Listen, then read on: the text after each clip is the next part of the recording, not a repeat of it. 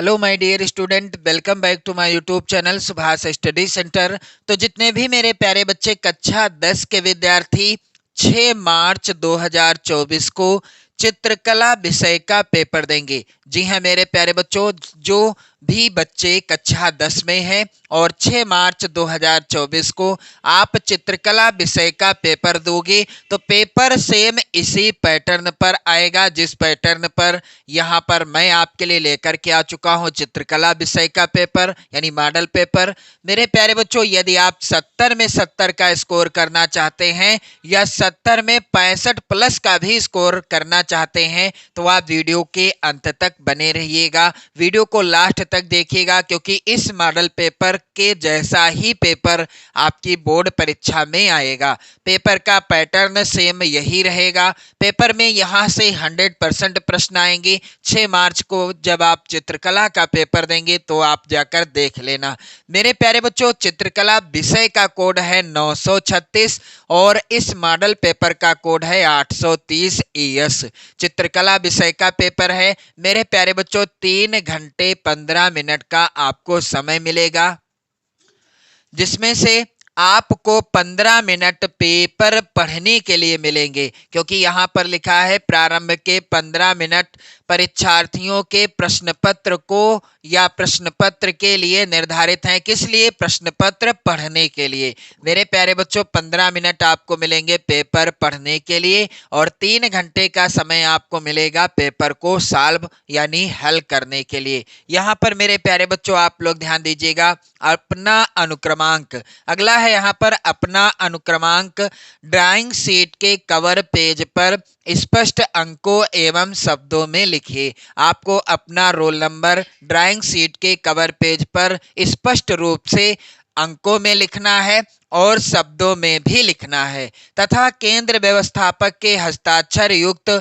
मोहर प्रत्येक प्रपत्र पर लगवाकर कक्ष निरीक्षक से सभी पृष्ठों पर स्पष्ट हस्ताक्षर भी कराइए। मेरे प्यारे बच्चों, ये आपकी जिम्मेदारी है और ये सभी कार्य आपको करवाने हैं बोर्ड परीक्षा में। तो यहाँ पर आप देख सकते हैं मेरे प्यारे बच्चों, अगला निर्देश है प्रश्न पत्र खा और गा 3 खंडों में विभक्त है। पेपर कितने खंडों में विभक्त है? खंड का में, खंड खा में और गा में 3 खंडों में पेपर का विभाजन हुआ है।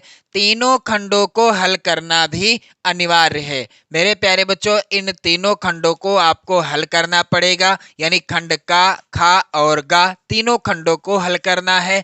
अब खंड का के अंतर्गत किस तरह के प्रश्न आएंगे पेपर में और मेरे प्यारे बच्चों कैसे आपको इनको सॉल्व करना है, तो यहाँ पर खंड का के अंतर्गत लिखा हुआ है, इस खंड में आलेखन कला अथवा प्रावैधिक कला के प्रत्येक के 20 बहुविकल्पी प्रश्न हैं, जिसमें से किसी एक के 20 बहुविकल्पी प्रश्नों के उत्तर देने हैं। यानी खंड का में आप देखोगे आलेखन कला के 20 प्रश्न पूछे जाएंगे। कितने? 20 प्रश्न। और प्रावैधिक कला के भी 20 प्रश्न पूछे जाएंगे, जिसमें से आप चाहे आलेखन कला के 20 प्रश्नों को करो या आप प्रावैधिक कला के 20 प्रश्नों को करो। इनका आंसर आपको कहाँ पर भरना होगा? OMR शीट में भरना होगा आपके द्वारा। यहाँ पर अगला निर्देश है मेरे प्यारे बच्चों, आपके द्वारा आलेखन कला अथवा प्रावैधिक कला में से जिस भाग का चयन किया गया हो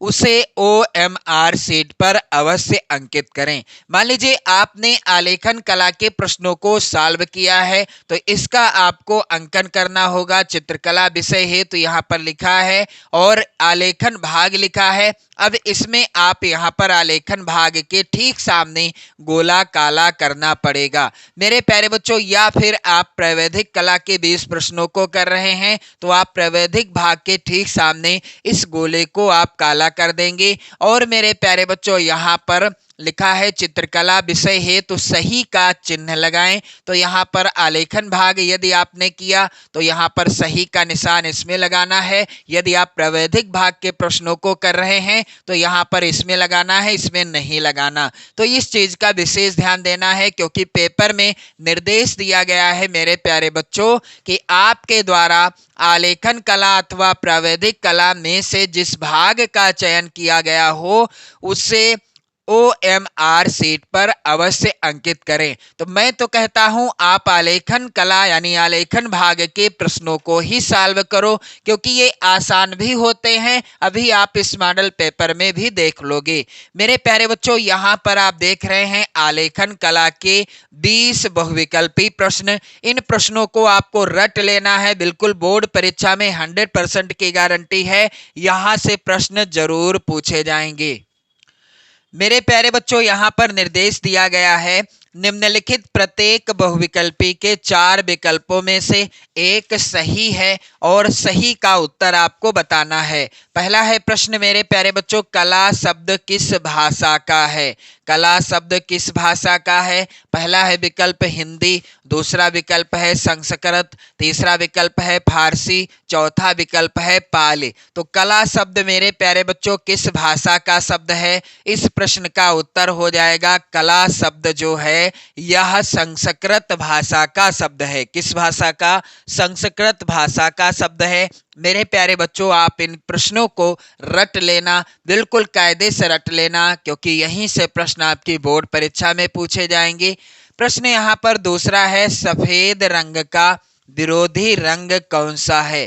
पहला है विकल्प मेरे प्यारे बच्चों काला, दूसरा विकल्प है नीला, तीसरा विकल्प है हरा, चौथा है भूरा। तो दिए गए विकल्पों में से कौन सा रंग है जो सफेद रंग का विरोधी रंग माना जाता है या रंग है? इसका उत्तर क्या होगा? सफेद रंग का विरोधी रंग है काला। तो मेरे प्यारे बच्चों, आप लोग ध्यान दीजिएगा, इस तरह का एक प्रश्न आपकी बोर्ड परीक्षा में जरूर आएगा। किसी न किसी रंग का विरोधी रंग से संबंधित प्रश्न जरूर आएगा। या तो पूछ लेगा लाल रंग का विरोधी, या बैंगनी रंग का विरोधी, या पीले रंग का विरोधी रंग, या फिर सफेद या काले रंग का विरोधी रंग। एक प्रश्न इस तरह का जरूर आएगा। प्रश्न संख्या 3 है, वेरी वेरी इंपॉर्टेंट आपकी बोर्ड परीक्षा 2024 के लिए।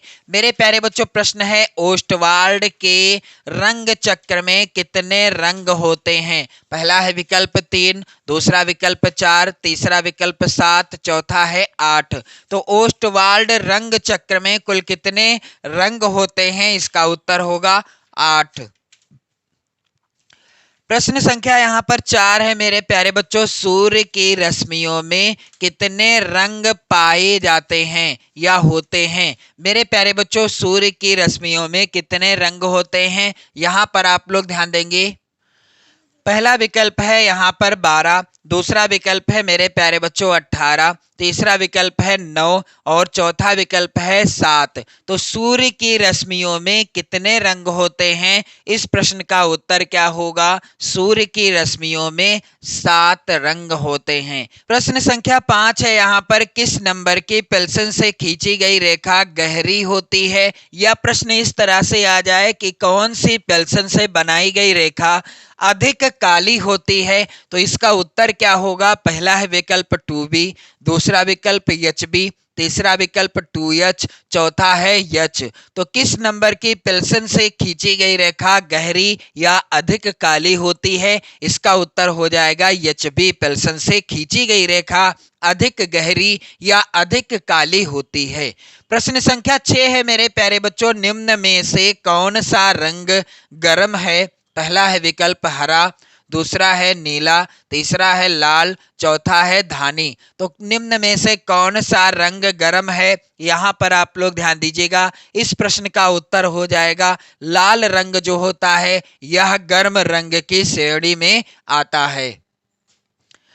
प्रश्न संख्या यहाँ पर 7 है मेरे प्यारे बच्चों, नीला रंग नेत्रों पर कौन सा प्रभाव डालता है? तो यहाँ पर आप लोग ध्यान दीजिएगा, ठंडा, दूसरा विकल्प है सामान्य, तीसरा विकल्प है गर्म, चौथा है इनमें से कोई नहीं। तो नीला रंग हमारे नेत्रों पर कैसा या कौन सा प्रभाव डालता है? मेरे प्यारे बच्चों इस प्रश्न का उत्तर हो जाएगा नीला रंग हमारे नेत्रों पर ठंडा प्रभाव। मेरे प्यारे बच्चों प्रश्न संख्या 8 है, रंग माध्यम में सबसे अधिक पारदर्शी रंग कौन सा होता है? विकल्प है पहला वाटर कलर, दूसरा पेस्टल कलर, तीसरा पेस्टल, चौथा आयल कलर। तो रंग माध्यम में सबसे अधिक पारदर्शी रंग कौन सा होता है? मेरे प्यारे बच्चों इस प्रश्न का उत्तर क्या होगा? Water colour. यहाँ पर पहला ही विकल्प सही है। रंग माध्यम में सबसे अधिक पारदर्शी रंग कौन सा होता है? वाटर कलर होता है। मेरे प्यारे बच्चों प्रश्न संख्या 9 है, यहाँ पर प्राथमिक अथवा मुख्य रंग कौन कौन से हैं? यहाँ पर आप देखेंगे पहला है विकल्प हरा, आसमानी पीला, दूसरा है विकल्प काला, सफेद, भूरा, तीसरा विकल्प लाल, नीला, पीला और चौथा विकल्प है यहाँ पर नारंगी, धानी और आसमानी। तो प्राथमिक अथवा मुख्य रंग कौन कौन से हैं? इस प्रश्न का उत्तर क्या होगा मेरे प्यारे बच्चों? आप लोग ध्यान दीजिएगा। लाल, नीला और पीला ये प्राथमिक अथवा मुख्य रंग माने जाते हैं। प्रश्न संख्या 10 है मेरे प्यारे बच्चों, द्वितीयक रंग कितने होते हैं? क्या 2 होते हैं, 10 होते हैं या 3 होते हैं या मेरे प्यारे बच्चों 6 होते हैं? तो द्वितीयक रंग कितने होते हैं? इस प्रश्न का उत्तर क्या होगा? यहाँ पर आप लोग ध्यान दीजिएगा, द्वितीयक रंग होते हैं 3। प्रश्न संख्या यहाँ पर 11 है मेरे प्यारे बच्चों, वेरी वेरी इंपॉर्टेंट। छत के केंद्र को अलंकृत करने के लिए कौन सा आलेखन उपयुक्त होगा? यदि हमें छत के केंद्र को, यहाँ पर आप उदाहरण स्वरूप देख भी सकते हैं, ये मान लीजिए आपकी छत है और इसके केंद्र यानी बीच को अलंकृत करना है, इसको सजवाना है, तो इसके लिए हमें कौन सा आलेखन बनवाना होगा? क्या हमें केंद्रीय आलेखन बनवाना चाहिए या कोने पर आलेखन बनवाना चाहिए या किनारी का आलेखन बनवाना चाहिए या फिर इनमें से कोई नहीं? तो छत के केंद्र को यानी बीच को अलंकृत करना है, इसलिए हमें यहाँ पर केंद्रीय आलेखन यानी छत के केंद्र में बीच में ही कोई पुष्प या किसी तरह का आलेखन बनवाना होगा। यहाँ पर उत्तर होगा केंद्रीय आलेखन। प्रश्न संख्या 12 है, बनावट की दृष्टि से आलेखन कितने प्रकार के होते हैं? मेरे प्यारे बच्चों यहाँ पर आप देखेंगे पहला है विकल्प 3, दूसरा विकल्प 4 और तीसरा विकल्प 6, चौथा विकल्प 8। तो बनावट की दृष्टि से आलेखन कितने प्रकार के होते हैं मेरे प्यारे बच्चों? इसका उत्तर हो जाएगा 4 प्रकार के। कितने? 4 प्रकार के। प्रश्न संख्या यहाँ पर मेरे प्यारे बच्चों आप देखेंगे इंद्रधनुष में कितने रंग होते हैं? तो यहाँ पर आप देखेंगे पहला है विकल्प 8, दूसरा विकल्प 7, तीसरा विकल्प 3, चौथा है 8। यहाँ पर 2 हैं विकल्प, लेकिन आपको बताना है 3 विकल्प में से कोई एक सही है। तो आपने बचपन में ही कविताओं में पढ़ा होगा इंद्रधनुष में कितने रंग होते हैं? मेरे प्यारे बच्चों इंद्रधनुष में 7 रंग होते हैं। प्रश्न यहाँ पर आप देख रहे हैं 14 नंबर का है, हरा रंग किन रंगों के मिश्रण से बनता है? यदि हमें हरा रंग बनाना है, इसके लिए हमें कौन कौन से रंगों का मिश्रण करना होगा? तो यहाँ पर आप लोग ध्यान दीजिएगा, पहला है विकल्प नीला और पीला, दूसरा विकल्प है पीला और लाल। तो हरा रंग किन रंगों के मिश्रण से बनता है? इसका उत्तर क्या होगा मेरे प्यारे बच्चों? यदि हम नीला और पीला रंग आपस में मिला लें तो हमें कौन सा रंग प्राप्त होगा? हरा रंग प्राप्त हो जाएगा। अगला प्रश्न वेरी इंपॉर्टेंट है मेरे प्यारे बच्चों, पीले रंग का विरोधी रंग कौन सा है? यहाँ पर आप देखेंगे पहला है विकल्प लाल, दूसरा विकल्प हरा, तीसरा विकल्प भूरा, चौथा है नीला। तो पीले रंग का विरोधी रंग कौन सा है? इसका उत्तर क्या होगा? नीला हो जाएगा राइट आंसर। प्रश्न संख्या यहाँ पर 16 है मेरे प्यारे बच्चों, किस नंबर की पेंसिल हल्की रेखाएं खींचती है? यहाँ पर आप देखेंगे पहला है विकल्प एच, दूसरा है एच बी, तीसरा है डबल H2 और चौथा है यहाँ पर ये थोड़ा सा मिसप्रिंट हुआ है। आप लोग यहाँ से बता दें किस नंबर की पेंसिल से हल्की रेखाएं खींची जाती हैं। यहाँ पर इस प्रश्न का उत्तर क्या होगा मेरे प्यारे बच्चों? यहाँ पर उत्तर हो जाएगा 2H होगा, जो कि विकल्प में नहीं है। यहाँ पर आप लोग ध्यान देंगे जो 2 2H नंबर की पेंसिल होती है उससे हल्की रेखाएं खींची जाती हैं, और जो HB नंबर की पेंसिल होती है यानी पेंसिल होती है उससे गहरी यानी अधिक काली रेखाएं खींची जाती हैं। प्रश्न संख्या 17 है मेरे प्यारे बच्चों, सफेद रंग का विरोधी रंग कौन सा है? तो मैंने आपको अभी अभी बताया था कि एक ना एक प्रश्न इस तरह का जरूर आएगा। तो सफेद रंग का विरोधी रंग होता है काला रंग, और काले रंग का विरोधी रंग क्या होता है? सफेद रंग। प्रश्न संख्या यहां पर आप देखेंगे 18, वेरी इंपॉर्टेंट है आपकी बोर्ड परीक्षा 2024 के लिए। भारत का राष्ट्रीय पुष्प है, तो इसका तो उत्तर आपसे गलत होगा ही नहीं, क्योंकि आपको पता है कि हमारे भारत का राष्ट्रीय पुष्प क्या है? कमल है। मेरे प्यारे बच्चों यहां पर आप लोग ध्यान देंगे, प्रश्न संख्या 19 है, बिना ब्रश की सहायता से कौन सा रंग लगाया जाता है? पहला है विकल्प जल रंग, दूसरा विकल्प है तैल रंग, तीसरा है पेस्टल रंग, चौथा इनमें से कोई नहीं। तो बिना ब्रश की सहायता से कौन सा रंग लगाया जाता है? इस प्रश्न का उत्तर हो जाएगा तैल रंग। इसको लगाने के लिए ब्रश की आवश्यकता नहीं होती। प्रश्न संख्या यहाँ पर 20 है मेरे प्यारे बच्चों, वर्ण का अर्थ क्या है? यहाँ पर आप देखेंगे वर्ण का अर्थ क्या चित्र होता है, या रंग होता है, या साफ रंग होता है, या ध्वनि? तो वर्ण का अर्थ होता है मेरे प्यारे बच्चों रंग। वर्ण का क्या अर्थ है? रंग है। अब यहाँ पर आप लोग ध्यान दीजिएगा, अथवा में जो प्रावैधिक कला के प्रश्न हैं 20, जो कि इस प्रकार से पूछे जाएंगे। आप चाहो तो आलेखन कला के प्रश्नों को करो या आप प्रावैधिक कला के प्रश्नों को करो। तो मैं तो आपको सलाह दूंगा कि आप आलेखन कला के ही प्रश्नों को करें, क्योंकि ये प्रश्न काफी ज्यादा आसान होते हैं। यहाँ पर आप देख सकते हैं प्रावैधिक कला के प्रश्न जो बहुविकल्पी पूछे जाएंगे कुछ इस तरह के हैं, ये आप लोग स्क्रीनशॉट ले सकते हैं इसका। इसके बाद आप देखेंगे खंड खा। खंड खा में है कि प्राकृतिक दृश्य चित्रण अथवा आलेखन कला अथवा प्रावैधिक कला में से केवल एक का ही चित्रण करना है। तो चाहे आप प्राकृतिक दृश्य चित्रण को करें या आलेखन कला को करें, तो मैं तो आपसे बताना चाहूंगा कि आप आलेखन कला के ही प्रश्न को करें, क्योंकि यहाँ पर प्राकृतिक दृश्य चित्रण भी थोड़ा सा कठिन होता है। जैसे कि यहाँ पर उदाहरण स्वरूप आप देख सकते हैं प्रश्न, 25 गुणे 20 सेंटीमीटर के आयत में पहाड़ी सूर्यास्त का दृश्य जिसमें झोपड़ी और वृक्ष हो को चित्रित कीजिए। चित्रण में जल रंगों या पेस्टल रंगों का प्रयोग कीजिए। मेरे प्यारे बच्चों, चित्रांकन में निम्नलिखित बिंदुओं पर भी ध्यान दीजिए। यहाँ पर सही रेखांकन तथा परिप्रेक्ष्य के लिए 10 अंक निर्धारित हैं, संयोजन के लिए 5 अंक, सुसंगत रंगों का चयन यदि आप करते हैं इसके लिए 10 अंक निर्धारित हैं, सामान्य प्रभाव के लिए 5 अंक निर्धारित हैं। अथवा में आप देख सकते हैं आलेखन कला से संबंधित प्रश्न कैसा आएगा। तो यहाँ पर आप लोग ध्यान दीजिएगा, प्रश्न है यहाँ पर 18 सेंटीमीटर व्यास के एक वृत्त में छत के लिए उपयुक्त एक सुंदर एवं मौलिक आलेखन की रचना कीजिए। वृत्त को सुंदर भागों में विभाजित कीजिए। आलेखन किसी भी भारतीय पुष्प पत्तियों एवं कलियों पर आधारित होना चाहिए।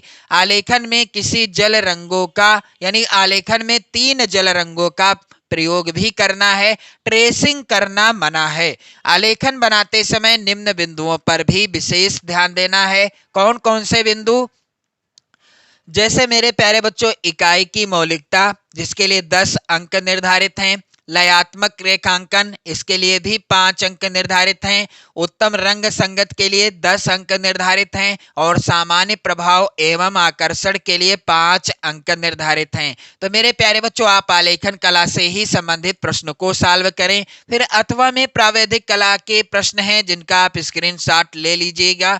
इस तरह के प्रश्न आते हैं। तो यहाँ पर आप देखेंगे खंड गा। अब खंड गा है स्मृति चित्रण से संबंधित।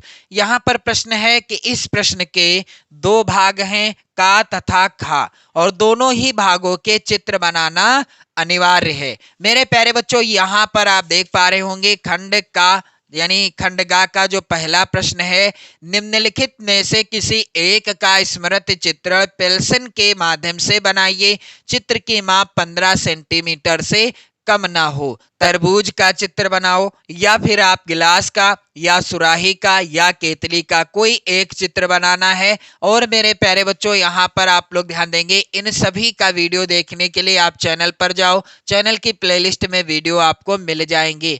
और चित्र में निम्नलिखित बिंदुओं पर भी ध्यान देना है, जैसे रेखा सैष्ठों पर, आकृति की अनुरूपता पर, जिसके लिए 6 अंक हैं, रेखा सैष्ठों के लिए 4 अंक निर्धारित हैं। प्रश्न यहाँ पर है दूसरा इसी भाग का, निम्नलिखित में से किसी एक का स्मृति चित्रण पेंसिल के माध्यम से बनाइए। चित्र की माप 15 सेंटीमीटर से कम ना हो। बैट बॉल, आम, 2 पत्तियों सहित, टमाटर और मटका में से कोई एक चित्र बनाना है आपको। और चित्र में निम्नलिखित बिंदुओं पर ध्यान देना है, जैसे रेखा सैष्ठों पर 4 अंक निर्धारित हैं, आकृति की अनुरूपता के लिए 6 अंक निर्धारित हैं। तो मेरे प्यारे बच्चों, आप लोग वीडियो को शेयर कर देना, लाइक कर देना। सेम इसी पैटर्न पर पेपर आएगा आपकी बोर्ड परीक्षा में 6 मार्च 2024 को। तो वीडियो को शेयर कर दें, लाइक कर दें। पढ़ते रहें, मस्त रहें, स्वस्थ रहें। जय हिंद।